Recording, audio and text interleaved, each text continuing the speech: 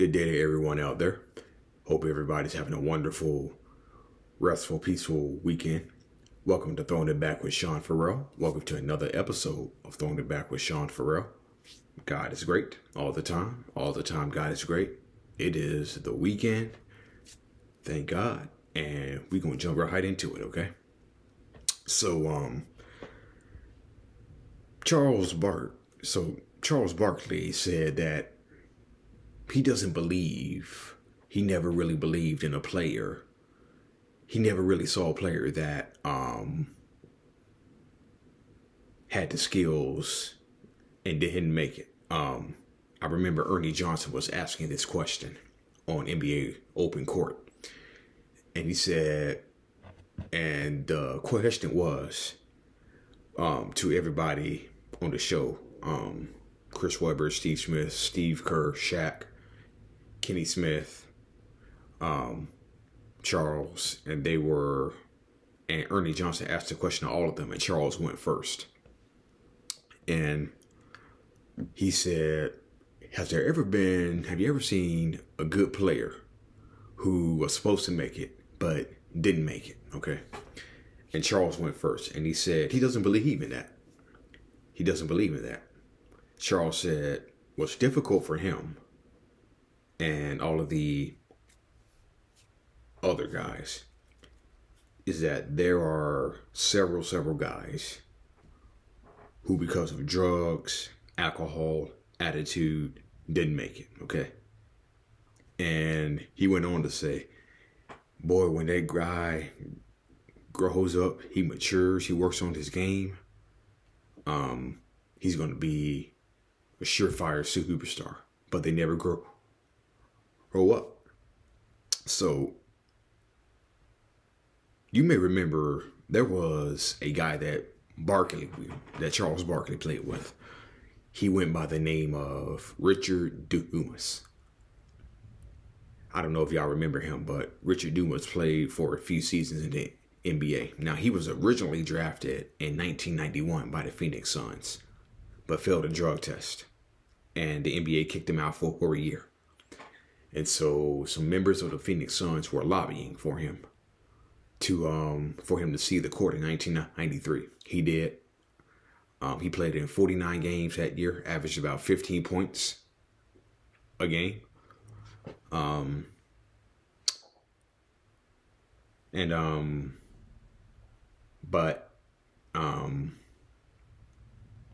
He had a weird NBA final series. Against the Bulls. So, he got off to a good start in Game 3, but he didn't see much action in the second half of Game 3. Okay. And so, Magic Johnson, who was working for NBC at the time, he wanted to know, he was wondering why Dumas didn't see a lot of action in the second half. And Dumas went after a steal on Michael Jordan, and they called Dumas for a foul. Okay. And Mike Fratello said that's one of the main reasons why Richard Dumas is not on the floor at the end of games recently is because he gambles a lot defensively and he breaks down the team defense. So that's the reason why, or at least one of the reasons why he wasn't on the floor. But anyway, had a good rookie season. He failed another drug test before the 1994 season started. And that's when the Suns went out and signed AC. They signed AC Green. And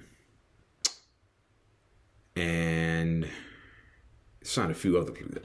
I believe they signed Dwayne Cooper. They signed a guy by the name of Joe Courtney. Yeah. So Phoenix went out and signed a couple of guys in the offseason. Now, I'm just guessing that the AC Green signing was to offset the loss of Richard Dumas that year. Okay. But he was suspended for the 94 season for another drug violation. Came back late in the season of 1995. Was actually on the playoff roster, but didn't see much action. and then played the 95-96 season in Philadelphia, and then after that, he was never heard from again. And Richard Dumas, he's in a better place today. But to Barkley's point, because of alcohol, drugs, attitude, didn't make it. So I had to assume that he had Richard Dumas in mind when he was when he said that. Which is a perfect segue into something involving the Phoenix Suns. So I talked about a couple of videos ago where the NFC dominated the AFC in Super Bowls for 13 straight years, okay? And of the 13 straight Super Bowls that were won by the NFC, 7 of them were won by the NFC East. Okay, Redskins, Giants, Cowboys. And the NFC East particularly was seen as the bullies of the NFL. You had Philadelphia, you had the Giants, you had Washington, and you had Dallas, okay? So they were seen as the bullies of the league because they played tough defense. They took cheap shots at you. They tackled you hard. All that. So the NFC East was seen as the bullies of the NFL. And so the New York Knicks were a tough physical team before Pat Riley got there. But when he arrived, they really weren't known as a nasty team. They were a physical team with Oakley, Ewing. They had Pete Myers, which is a interesting story that I'll get to in a minute. But once Pat Riley got there, all of a sudden, I don't know if you've seen the 30 for 30, but Pat Riley said, we want to be the hardest working, best conditioned, most professional, roughest, toughest, most disliked team in the NBA, okay? And that'll only get you so far. Which is why I'm glad Michael Jordan which is why it makes me even more glad that Michael Jordan stood in the way of Patrick Ewing all those years in the 90s. Let me stop, okay? Let me stop. Back to the main point, okay? So, the New York Knicks were seen as a team after Pat Riley got there with a sledgehammer image, okay? And you may recall they took the Bulls to 7 games. Did you know that the New York Knicks had 5 flagrant fouls in that series alone against the Bulls in that 7-game series? Yeah, the New York Knicks had 5 flagrant fouls in 7 games against the Bulls in 1992. So, fast forward to 1993, okay? It's late in the 93 season, and they're playing the Phoenix Suns in Phoenix. It was in March, so it was late season. And so I just mentioned how the NFC East was seen as the bullies of the NFL. There was a certain narrative going around the NBA at that time in 1993 that the Eastern Conference teams were bullies and the Western Conference was seen as finesse, more of a finesse. And if you look at the East back then, you had physical Chicago, of course, physical New York, physical Indiana,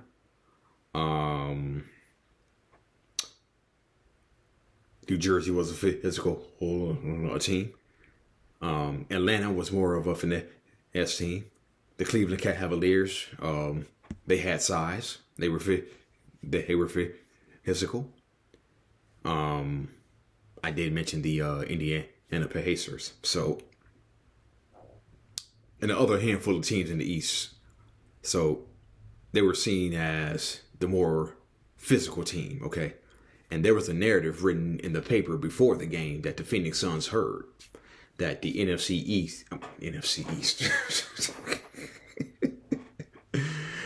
there was a narrative that Eastern Conference teams come into the Western Conference opponents' arenas and just kick their butts, okay? So, and that really didn't change when the Chicago Bulls came into Phoenix and defeated the Suns. I think it was 128-112 in Phoenix earlier in the season. So that didn't change that narrative. And so it's later in the season. Knicks are playing the Suns.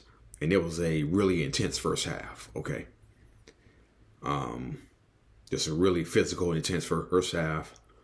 And it gets down toward, and there's a few seconds left to go in the first half, okay? So,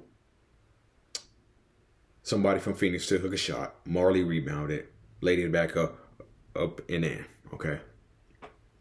So, they inbound the ball to Doc Rivers, the Knicks.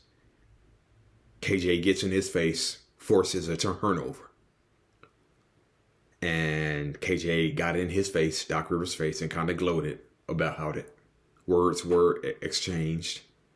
Minor pushing it and shoving. But nothing more than that. So, timeout was called, okay? And so, Phoenix got the ball back. Lo and behold, Kevin Johnson makes a move on Doc Rivers. Kevin Johnson's called for an offensive foul. Okay. The irony, right? So, 5 seconds left in the first half. And so, Doc Rivers brings the ball up.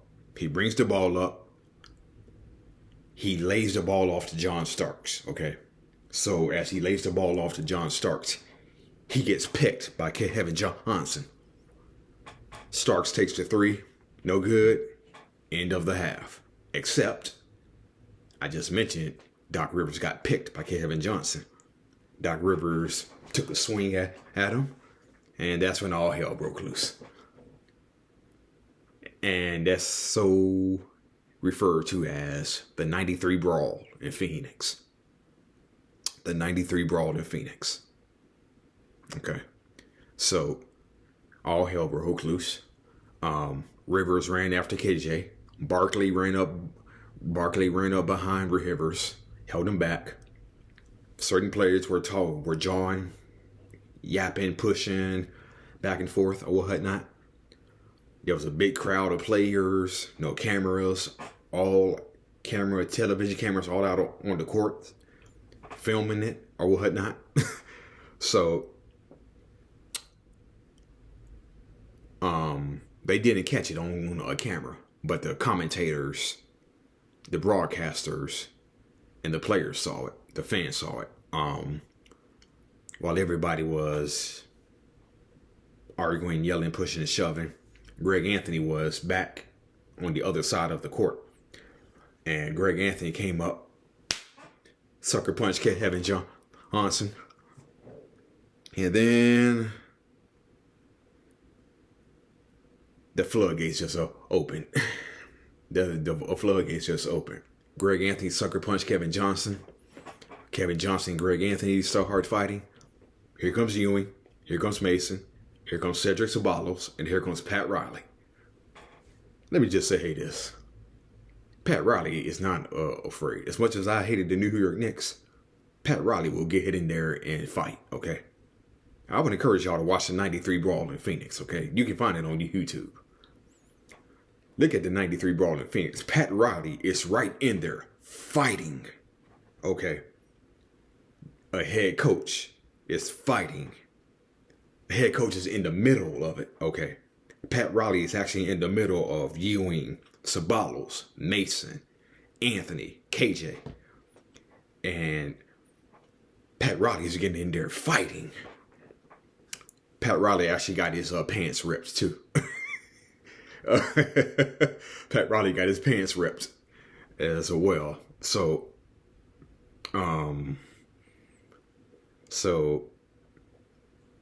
it was a free for all, okay? And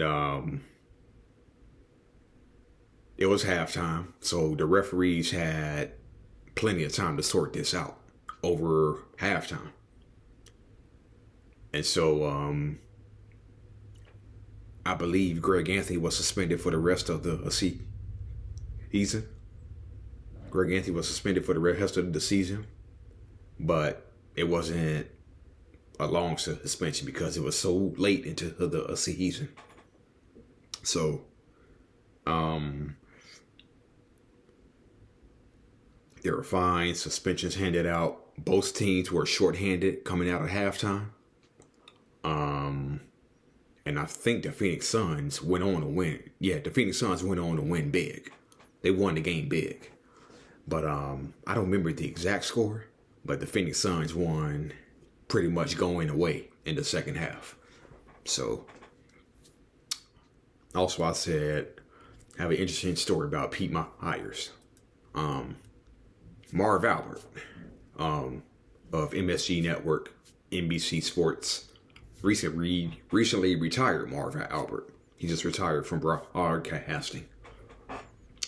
He had been with TNT for several years after the NBA on NBC in 2002. So the recently retired Marv Albert, as a broadcaster for the MSG Network, Marv Albert sees and knows everything. So he knew that Pete Myers and Patrick Ewing did not get along, okay? Pete Myers played a few years for the Knicks, 1989 and 90. And then he was traded to the New Jersey Nets during the 1990 season. And Marv Albert made it a point, and Marv Albert mentioned that he and Pete Myers did not see eye to eye, did not get along one bit. And Pete Myers is known, and Pete Myers is a physical, tough defensive player. And so I guess he made life uncomfortable for Ewing. But it was brought up several times by Marv Albert that he and Pete Myers did not get along in their time in New York. And that's the prevailing feeling, that he was traded to New Jersey because of that. Probably because Ewing wanted him gone. Who knows? But yeah. All right. That's it for the Sean. That's it for throwing it back with Sean Farrell. I'm still making mistakes, but I'm getting better, y'all. Thank you for watching Throwing It Back with Sean Farrell. I'm Sean Farrell. Stay tuned for more content, because I will be bringing y'all more. Peace.